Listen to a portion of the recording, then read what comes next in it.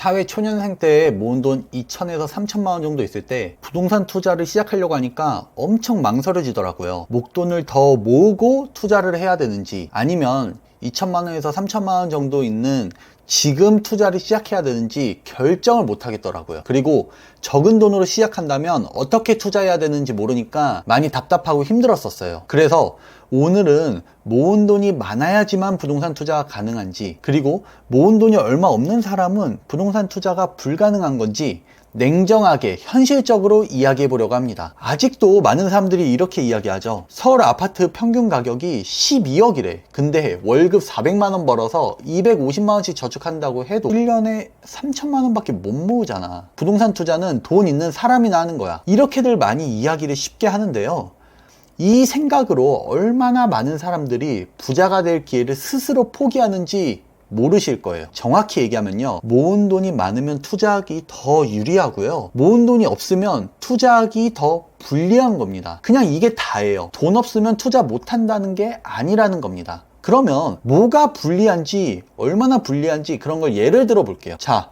철수는 현금이 30억이 있습니다. 그리고 영희는 현금이 3억이 있어요. 철수는 현금 30억으로 강남에 아파트를 샀습니다. 영희는 현금 3억으로 지방 외곽 지역에 있는 아파트를 샀어요. 가격이 오르면 누구 아파트가 더 많이 오를까요? 철수의 강남 아파트가 더 많이 오르겠죠. 똑같이 10% 올라도 철수는 3억 이익을 보는 거고 영희는 3천만 원 이익을 보는 거잖아요. 근데 똑같이 10%가 오를까요? 모두가 살고 싶어하는 강남으로 수요가 몰리게 되면서 강남의 가격 상승폭이 높아지는 게 지금의 현실이잖아요. 물론 정부가 똘똘한 한 채를 소유하는 게 유리하도록 정책을 운영해서기도 하지만 수요와 공급으로만 생각해도 그렇다는 거죠. 투자 리스크는요, 철수와 영희가 더 좋은 상품을 사기 위해 자신의 아파트를 처분하려고 한다고 해보죠. 시세대로 매물을 올렸을 때 어느 상품의 황금성이 더 좋을까요? 당연히 수요가 많은, 사람들이 많이 원하는 상품이 더 잘 팔리겠죠. 그건 바로 강남 아파트고요.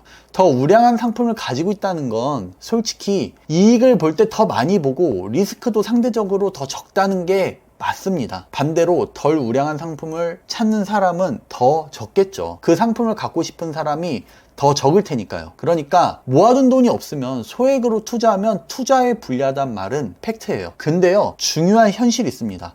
우리나라에 처음부터 강남 아파트를 살 수 있는 사람이 몇 명이나 될까요? 사실상 부모님이 강남 아파트를 사줘야 된다는 뜻인데 그런 사람 많지 않아요. 그러니까 영희처럼 우량하지 않은 자산으로 수익을 만드는 게 반복될 때 점점 더 우량한 자산을 취득하게 되는 거죠. 예를 들어서 처음에는 5천만 원짜리 사서 이익을 보고 그 방법을 알게 되니까 5천만 원짜리 몇 개 사서 팔아도 보고, 그러다 3억짜리 사고, 그걸로 이익 보면 3억짜리 몇 개 사서 이익도 또 좀 더 봐보고, 그 다음에 6억짜리 사고, 이렇게 점점 업그레이드 해나가는 거예요. 다만 비교적 우량하지 않은 자산이니까 우량한 자산보다는 리스크가 높고요. 리스크가 높다라는 건 고려해야 될 게 많다는 거고, 올바른 판단을 하기 위해서 더 많은 지식이 필요하고 꼼꼼하게 투자해야 된다는 거죠. 그리고 소액으로 투자한다는 건 경쟁이 사실은 치열하다는 거예요. 100억짜리 살 수 있는 사람이랑 5천만 원짜리 부동산 살 수 있는 사람의 그 수는 완전히 다르겠죠. 100억짜리 살 수 있는 사람은 굉장히 적을 거고요,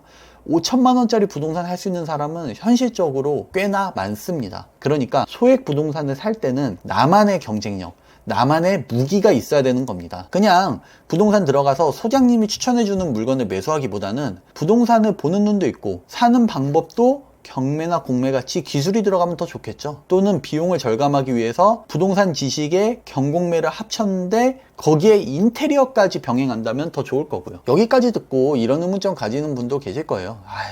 5천만 원짜리 1억짜리 집 사서 얼마 남겠어. 괜히 돈도 안 남는데 피곤만 하지. 근데요, 제가 했었던 2,800만 원짜리 투자를 보여드리면 생각이 바뀌실 거예요. 충남에 있는 대학가고요, 2,800만 원의 원룸형 아파트를 매입을 했었어요. 그래서 월세 35만 원씩 따박따박 받다가요, 2년 뒤에 5,600만 원에 매도했습니다. 그러면 월세로 840만 원 벌었고 매도 차익만 2,800만 원이네요. 물론 세금을 내면 수익이 조금 줄어들겠지만요, 충분히 할만하지 않나요? 1년에 2개만 해도 연봉만큼 버는 거잖아요. 물론 몇 천만 원짜리 아파트이기 때문에 우량한 자산은 아니죠. 그러니까 매수하기 전부터 누구에게 얼마의 임차가 가능한지, 어떤 사람에게 매도가 가능할지, 실제로 임차와 매도의 사례가 빈번한지, 그리고 다른 물건보다 나의 물건이 어떻게 특별하게 보이게 만들지, 이런 것들을 모두 철저하게 생각하고 매수하는 겁니다. 오늘의 결론은요, 구독자 여러분들이 모은 돈이 많지 않아도 부동산 투자할 수 있다는 겁니다. 아니,